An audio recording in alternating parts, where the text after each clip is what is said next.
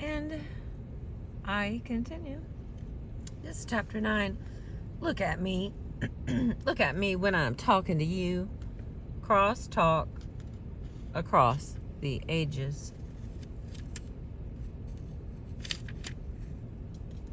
Get my little sticky things out. One source of inspiration for this book was a research project I participated in, dealing with how friends talk to each other at grade levels, ranging from second grade to university.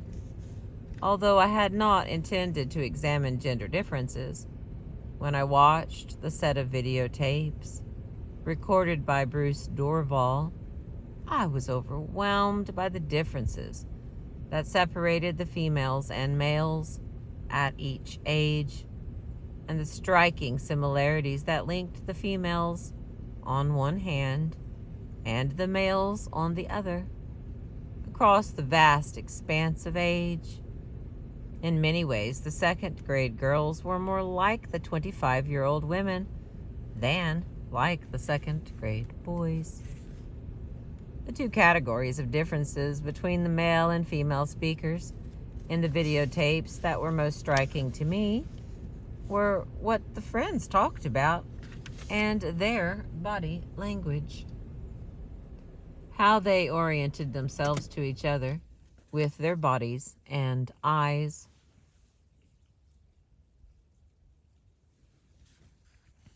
Differences in physical alignment or body language leap out at anyone who looks at segments of the videotapes one after another. At every age, the girls and women sit closer to each other and look at each other directly. At every age, the boys and men sit at angles to each other, in one case almost parallel, and never look directly into each other's faces. I developed the term anchoring gaze to describe this visual home base. The girls and women anchor their gaze on each other's faces, occasionally glancing away, while the boys and men anchor their gaze elsewhere in the room, occasionally glancing at each other. The boys and men's avoidance of looking directly at each other is especially important because researchers and conventional wisdom have emphasized that girls and women tend to be more indirect than boys and men in their speech. Actually, women and men tend to be indirect about different things. In physical alignment and in verbally expressing personal problems, the men tend to be more indirect.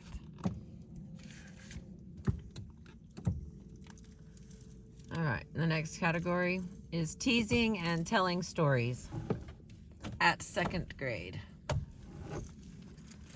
The two pairs of second graders provide the most obvious contrast in physical alignment and in what they talk about. The second grade boys, Kevin and Jimmy, move so incessantly that it seems the chairs they are sitting on cannot contain them. They never looked directly at each other. They look around the room, at the ceiling, and at the video cameras set up in the room. They squirm, jump out of their chairs, rhythmically kick their feet, make faces at each other and the camera, and point to objects in the room. One boy continually pummels the arm of his chair. They sing. They make motor sounds by trilling their lips and utter nonsense syllables.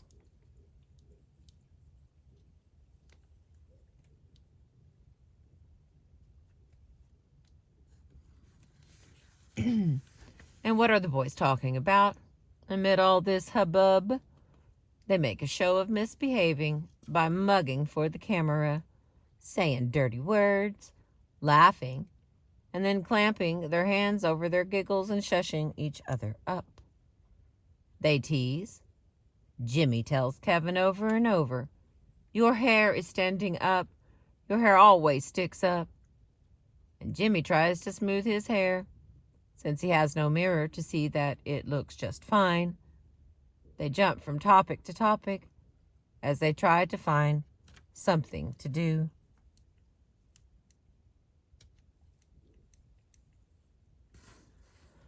All right, the next one. What games does he have?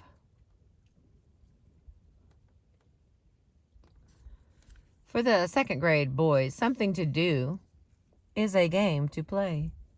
For example, they look around the room in which they have been placed, Professor Dorval's university office, in search of games.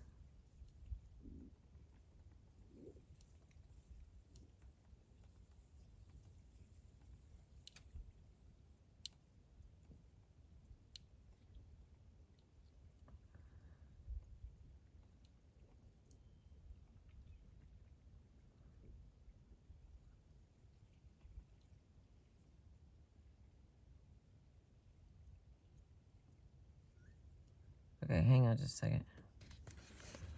Send me that message again. I didn't get it. Love you. Sorry, my girl is writing me, and it didn't come through on my watch. And if I stop filming, I have to do this whole 5 minutes over again. All right.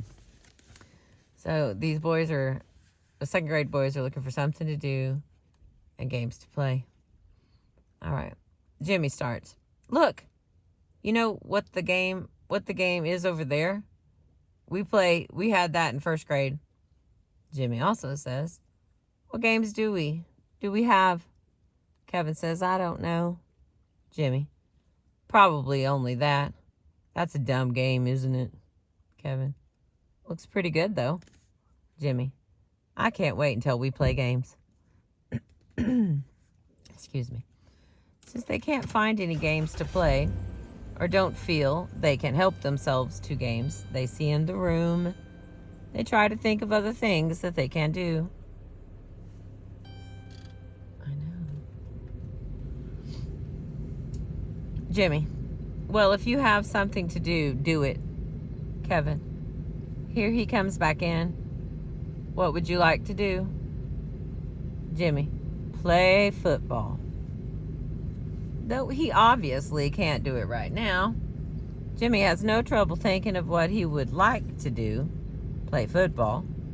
He'd like to be outside running around with a group of boys, not sitting in a chair talking to one friend. Since they can't be physically active now, they talk about being so in the future. Kevin says, you want to come over to my house one day, ride my bike? The boys do find something to do, though it is not their first choice. In a tone that shows mock impatience, Jimmy demands that Kevin find something to do, and Kevin obliges, making a suggestion that the boys take up. Jimmy says, would you find something to do? Kevin, patty cake? Jimmy laughs. Look, patty cake, come on. Let's do patty cake. Come on. All these excerpts give the impression of young children with a lot of energy, much like any young children, I might have thought, until I viewed the videotape of two girls of the same age. The picture the second grade girls present seems truly to be of another world. Jane and Ellen sit very still, practically nose to nose for much of the time. One or the other, or both, sit at the edge of their chairs and they look directly into each other's faces. They calmly look elsewhere in the room only when they are thinking of what to say next. They do not cast about for something to do. They seem satisfied that they are already doing something, talking to each other. Looking at the two transcripts side by side shows how different these conversations are. Whereas the second grade boy's transcript is a mass of short spurts of speech, each boy's turn rarely taking more than a line. The transcript of the second grade girls' conversation shows big blocks of talk, so that a single page of transcript might have 1 or 2 turns. This is because the girls are telling each other stories about things that have happened to them and other people. But these are not just any stories. They are about accidents and mishaps, illnesses, and hospital visits. The next one. Check my watch.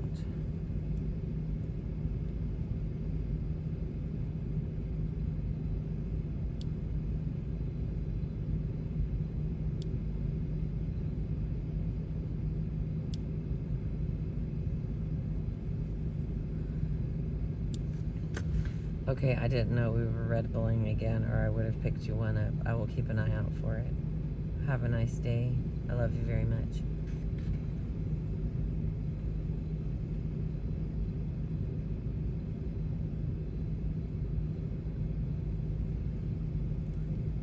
Okay, again. Sorry about that. I was talking into my watch so that I didn't have to stop my phone. And now it will live. As long as this video, if I keep talking and messing up, I'm on delete. Oh, look at that ice across the water. I'm missing it. Oh my word, that's beautiful.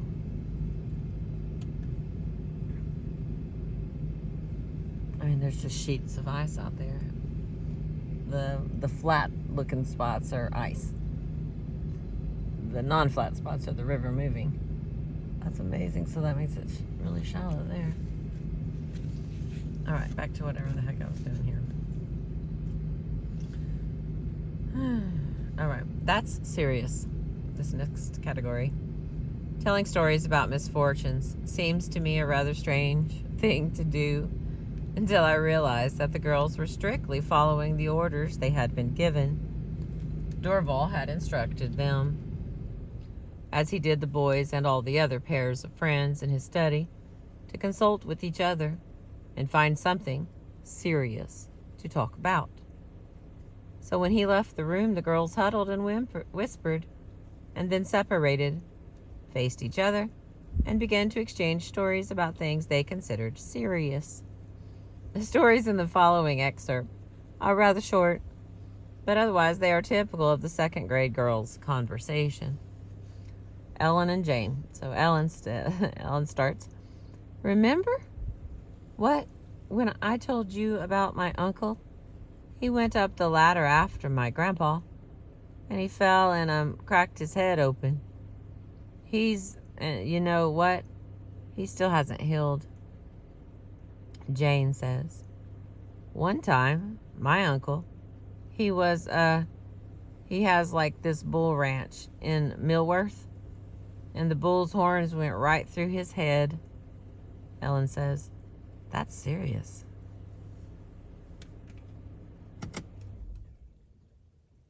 There we go. The way Ellen shows approval of Jane's story, "That's serious," shows that telling stories about disasters was meant to comply with the instructions they had been given. Comparing the boys and girls of the same age, I had the feeling I was looking at 2 different species. The request to talk to each other about something serious seemed to make sense to the girls. They were asked to do something they often do by choice: sit together and talk. But the same request was a different one for boys, who are far less likely just to sit together and talk to each other in the course of their play. They are more used to doing things together, running around outside or playing games inside. Looking at the tapes from the perspective of status and connection, or of oppositional versus supportive frameworks, I could see the patterns clearly. The boys, who have identified each other as best friends, show their affection for each other in an oppositional framework.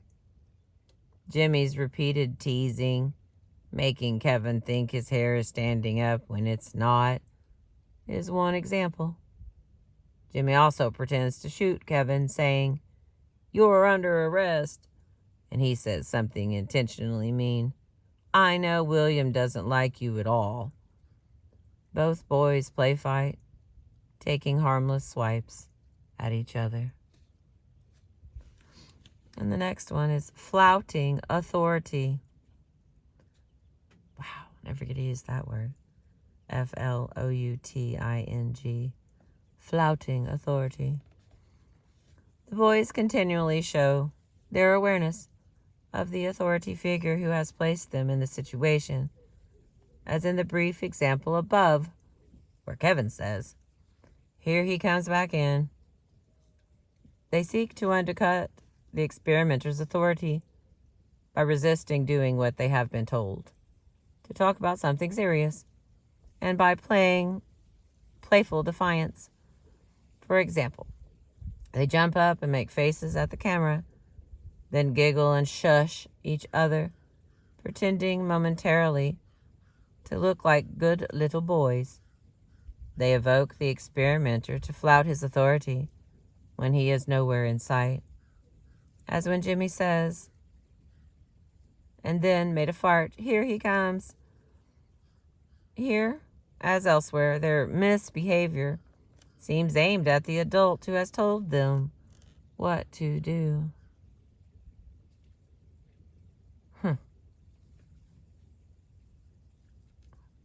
Wait a minute. I'm going to read that for myself again. Hang on.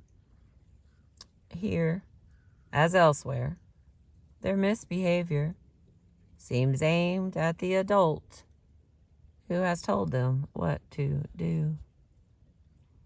Since they were instructed to talk about something serious, what better way to avoid compliance than to tell jokes? This, the boys do. So we got Kevin and Jimmy. Kevin and Jimmy.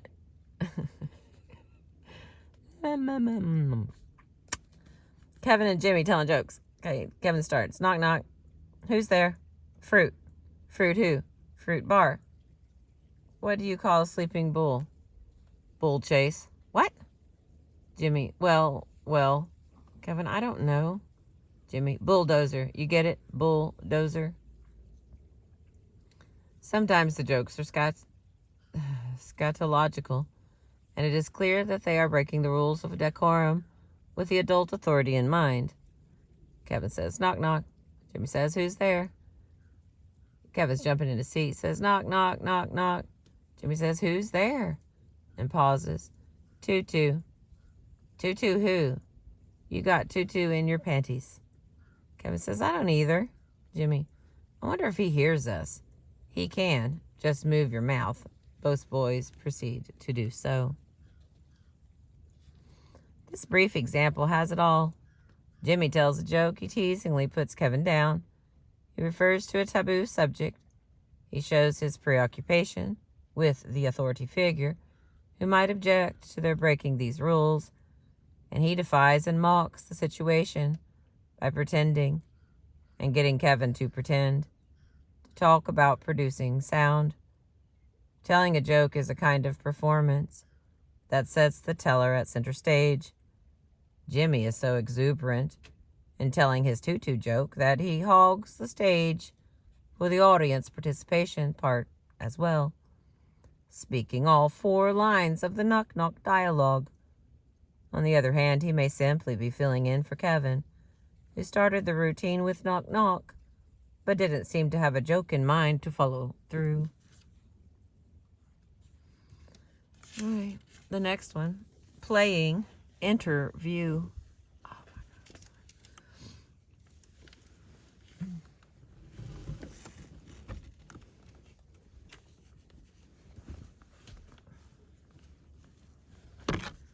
God. It remains cold.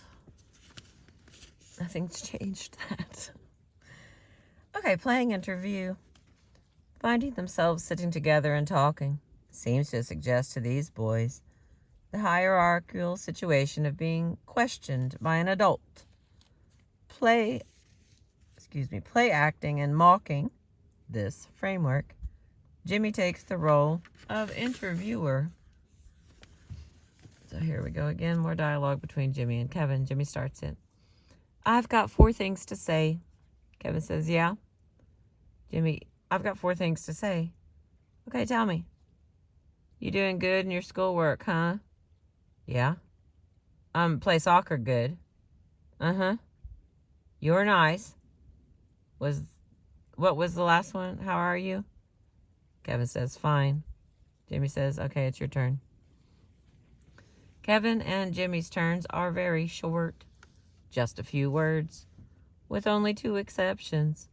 One in which Jimmy explains a video game, and another in which he explains how to play patty cake, even though it was Kevin who proposed playing it. In both, he is taking the role of teacher. And the next one, a world of difference. Difference. These are just a few examples of what is pervasive in the 20-minute videotape. The boys are physically restless. Their idea of what to do involves physical activities. They are continually aware of the hierarchical framework they are in, and they do what they can to mock and resist it. And they show their affection for each other in an oppositional format. They directly disagree with each other, but then disagreement is a natural response to the put-downs and mock assaults that are initiated. For example, Kevin protests, I don't either, when Jimmy tells him he has tutu in his panties, and no, I'm not, when Jimmy tells him he is under arrest. The 2nd grade girls' conversation in the same situation includes nothing that resembles any of the ways of talking just described for the boys. The girls, too, are aware of their authoritarian framework that they are in, but they are complying with it rather than defying or mocking it. And far from playfully attacking each other, they support each other by agreeing with and adding to what the other says. Rather than colluding to defy authority, they reassure each other that they are successfully complying, as when Ellen tells Jane, that's serious. In contrast to the teasing, by which each boy implies that the other is doing things wrong, the girls offer reassurance that they are doing things right. The brief stories the girls tell in the excerpt above are also typical of the ways the stories are linked to each other and to the girls' shared experience. By starting out with, remember, Ellen reminds Jane that Jane was there or has heard the story before. Already in 2nd grade, these little girls tell stories with a characteristic rising intonation. It makes every phrase sound like a question. Like so many ways of talking that are characteristic of girls and women. When looked at from the perspective of status, this rising intonation could be interpreted as a request for approval and therefore evidence of insecurity. But it could also be seen, and I think is more accurately seen, as a way of inviting the listener to participate by saying something like uh-huh or nodding. Jane also begins many of her stories by saying her friend's name, another mark of involvement. The short example above is also typical of the longer conversation in that Jane follows Ellen's story with a similar story. Jane's story matches Ellen's not only in being about an incident, but also in being about an uncle and a head wound. The 2nd grade girls, like the boys, talk about future activities, but what they propose is different from what the boys propose. Jane tells Ellen that she has just read a Bible story that she liked a lot. She says Ellen can come over to her house so that Jane can read it to her, or she can read it herself. Not only does Ellen propose a talking activity in contrast to Kevin's suggestion of physical activity, but Jane also avoids framing Ellen as lower in status by assuring her that she can read the story herself rather than being read to, if she prefers. Before the instigator entered the room and reminded them to talk about something serious, the girls were exchanging different kinds of stories. Like women who tell troubles as a kind of report talk, these second-grade girls were exchanging matching complaints. For example, Jane complained that her little brother kept asking her to read stories to him but wouldn't let her finish any of them. He kept bringing out new books for her to start reading. Ellen responded with a matching story about reading to her brother.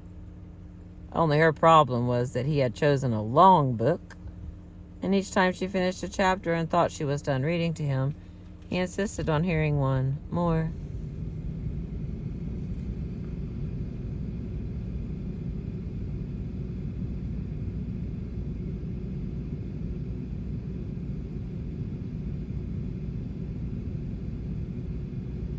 Here, they were, in second grade, establishing a rapport by complaining about others who were close to them and by matching and supporting each other's stories. Men and women to whom I showed these videotapes had very different reactions to these second graders. My reaction was typical of women's. I thought Jane and Ellen were sweet little girls, and I smiled to see them. I was touched by their eagerness to fulfill the experimenter's request. My heart went out to them. But the little boys made me nervous. I wished they'd sit still. I thought their joking silly, and I didn't like their teasing and mock attacks. I felt sorry for poor Kevin, who kept trying to smooth down his hair and was told that another little boy didn't like him. But men I showed the tapes to reacted very differently. They thought the boys cute, and they found their energy and glee touching. They were sympathetic to the boys' impulse to poke fun at the situation and defy the experimenter's authority. The girls seemed to them like a pair of goody two-shoes. Some men commented that they didn't trust the girls' behavior. They felt that little children couldn't really enjoy sitting still. They must be on their best behavior to kiss up to the experimenter. So there it is. Boys and girls grow up in different worlds, but we think we're in the same one. So we judge each other's behavior by the standards of our own.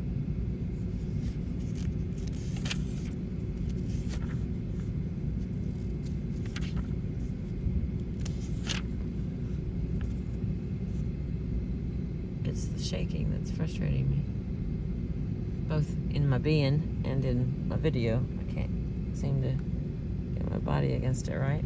So everything is still good. I don't know how to stop. 30 minutes, 23 minutes.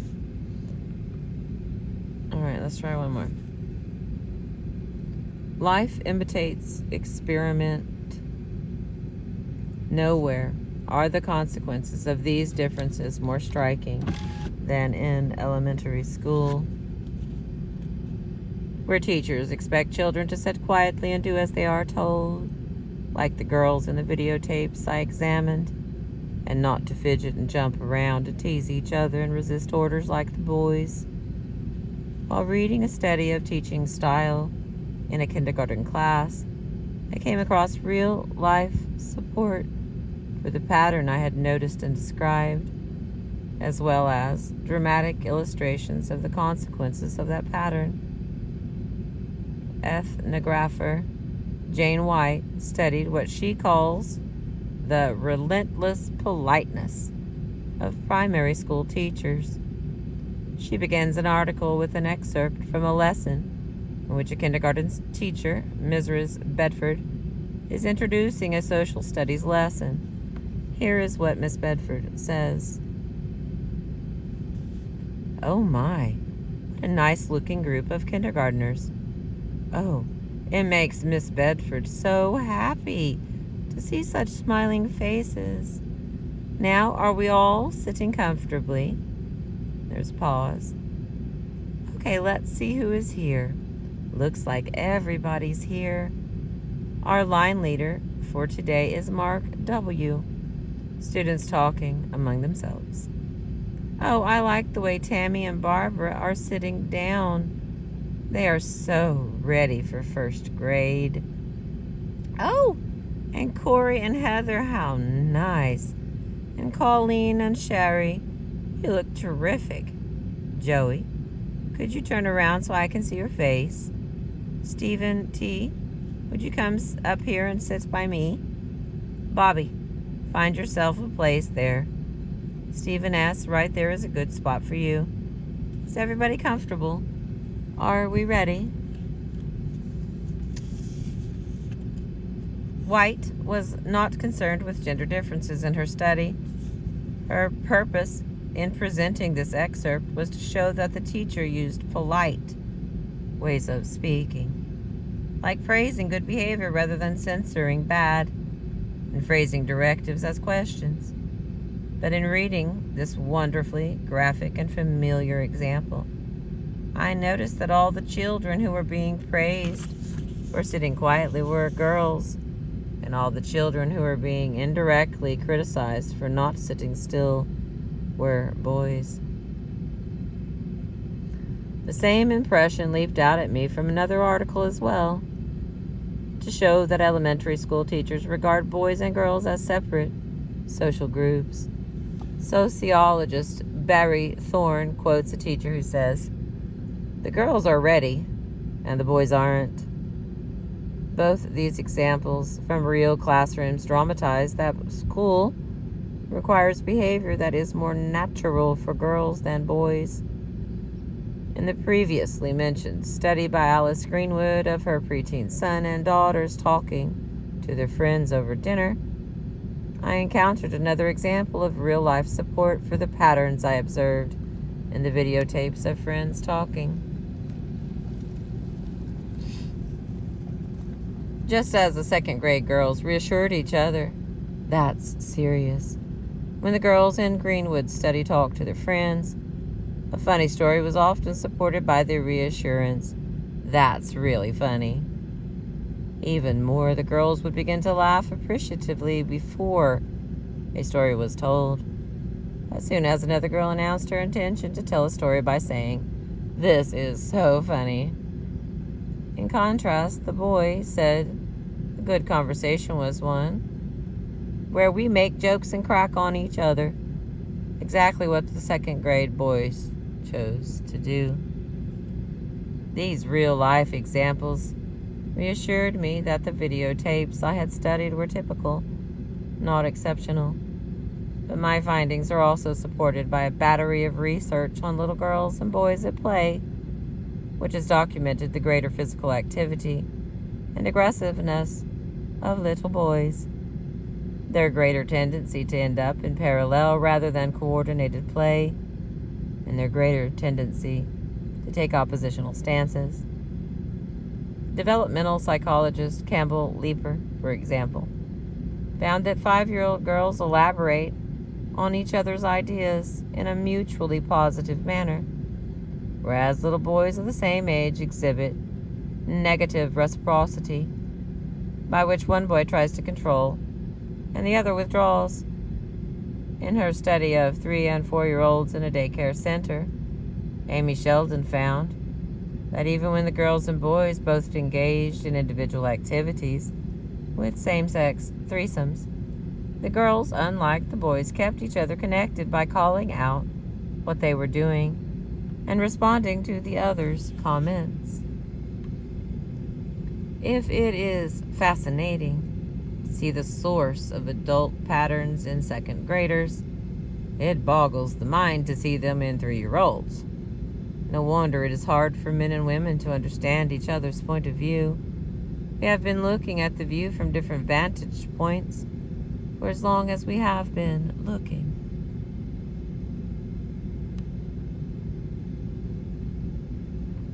next one. Trouble with people and things in 6th grade. 6th grade boys and girls present as stark a contrast as the 2nd graders. Walt, sitting in a high-backed wooden chair with arms, is also physically restless, but he shows it by squirming rather than jumping up and down and in and out of his seat. Walt twists all over his chair. At one point, he leans to the side and reaches one arm away down the side of the chair as if he were Rubber Man. The other boy, Tom, is physically fairly still, but he doesn't look comfortable either. He stretches his legs out in front of him, and much of the time he has one arm draped over the back of his upholstered chair. He is more stiff than still. These boys don't look at each other either. Walt rubs his eyes continually, creating a physical barrier to looking at Tom. He plays with his fingers, spending more time looking at them than at Tom. Tom, too, sits aligned with his chair, at an angle to Walt. They frequently look around, apparently searching for things to talk about, and often finding them. For example, they comment on the decorations. That's a funny-looking picture. And later, dang, this is quite a picture. They notice a sprinkler in the ceiling, and one boy explains it to the other. It's in case something catches on fire. Spotting his bag, Walt pulls out a new pair of shoes, which they both look at, handle, and talk about. Turning to the 6th grade girls, we are looking at a different scene altogether. Rather than aligning themselves with their chairs, the girls sit across the chairs in order to face each other directly. Shannon sits quite still at the edge of the wooden chair, with her arms resting on the arms of the chair. Julia sits in the upholstered chair without arms. But rather than spreading out from it like Tom, she drags her leg and arms up onto the chair. She puts her left ankle on her right knee, holds her foot, and plays with her shoelaces. She frequently glances at her foot, but her gaze is anchored on her friend's face, in contrast to Walt, whose gaze is anchored on his fingers. Julia and Shannon change positions several times during their talk, but the changes are neither abrupt nor frequent, and the girls are always tightly and directly aligned with each other in gaze and posture.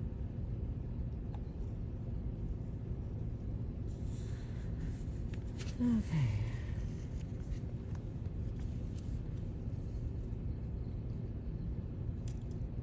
The boys at this age exude a sense of energy held in check.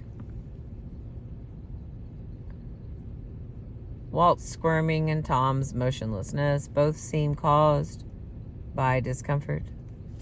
The girls seem comfortable with the level of movement allowed them, but the boys seem to be restraining themselves as if they have learned that the level of energy they feel should not be expressed.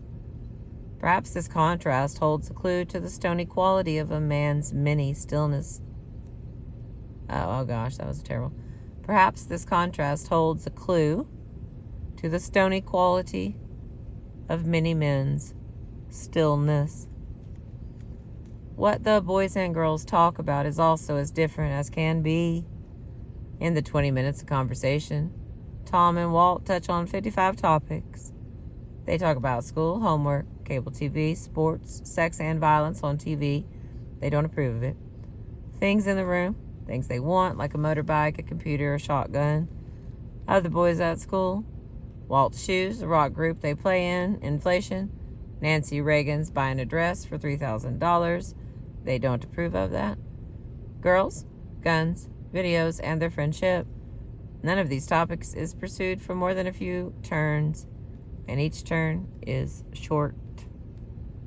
Like the 2nd grade boys' conversation, the 6th grade boys includes only 2 extended turns, and they are both report talk, framing the boys as differently placed in a hierarchy. Tom sings a song he recently composed for their rock group, framing himself as a performer and Walt as his audience. And he tells about a bicycle accident he was in.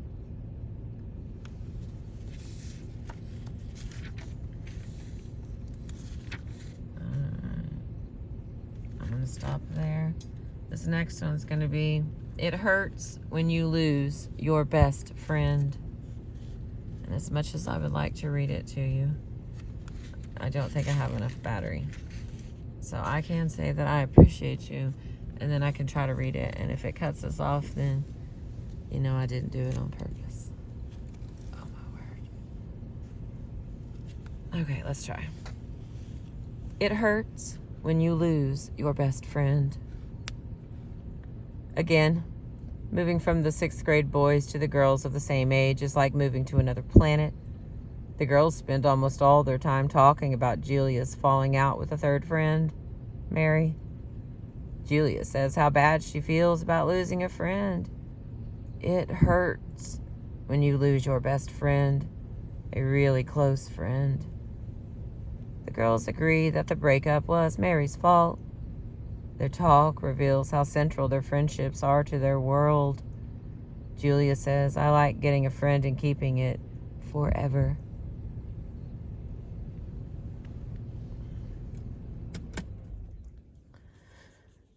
And I think, and she also says, I couldn't live without a friend. Shannon agrees. I don't think anybody could live without a friend either. Julia declares to Shannon that they will be friends practically forever. Over and over, the 6th grade girls express their fear that anger disrupts friendships. Julia explains that her friendship with Mary ended because Mary got mad and was therefore mean. In contrast, she maintains that she herself does not get mad at people, even when she doesn't like what they do. So here's dialogue. Shannon starts it. Too bad you and Mary are not good friends anymore, Julia replies. I know.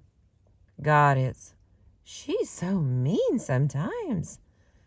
And then, what was so sad, she just gets mad at you all of a sudden. And like if she does something I don't like, I don't like it. I don't get mad at her. Julia says, my mom does things that I don't like a lot, and I don't get mad at her. Julia feels and fears that when people get mad, they fight. And fighting can lead to separation. At one point, she introduces what seems like a new and unrelated topic. Her worry that her parents might get divorced, but it is really the same topic. She's afraid her parents will get divorced because she sometimes hears them fight, and she believes that one of the reasons Mary is such a difficult person is that her parents are divorced.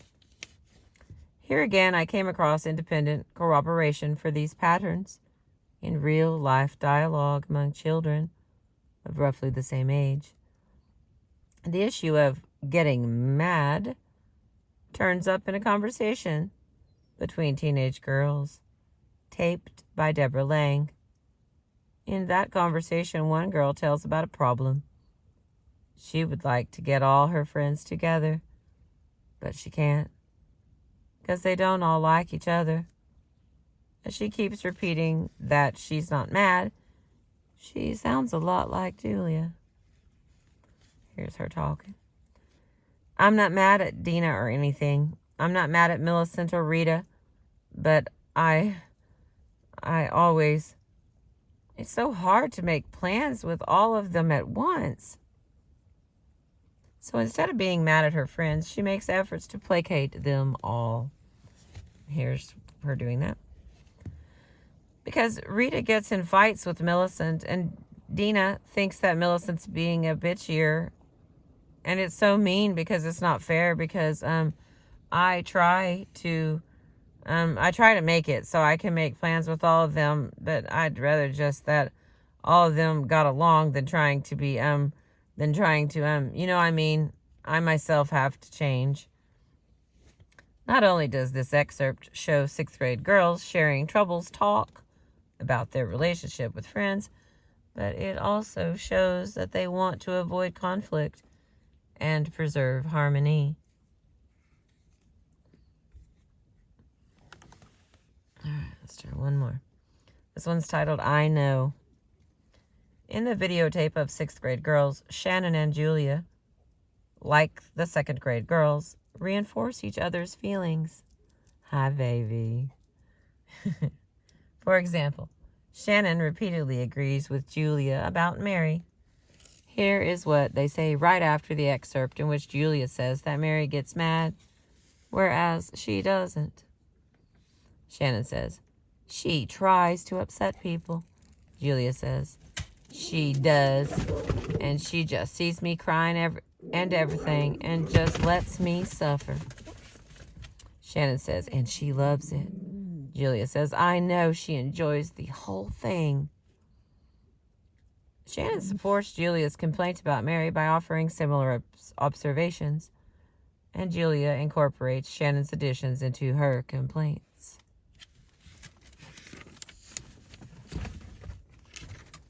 All right, let's try one more. The same topic with a difference. I know that's your friend, baby. I know. He came over and said hi. And I was leaving a marker for you to find here in a minute. All right. The same topic with a difference.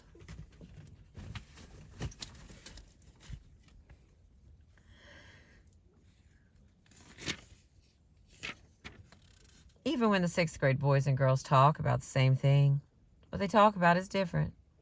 For example, both pairs of friends begin by reporting what happened the night before.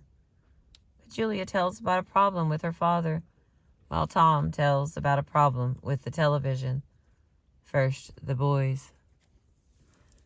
I'm glad to see you back.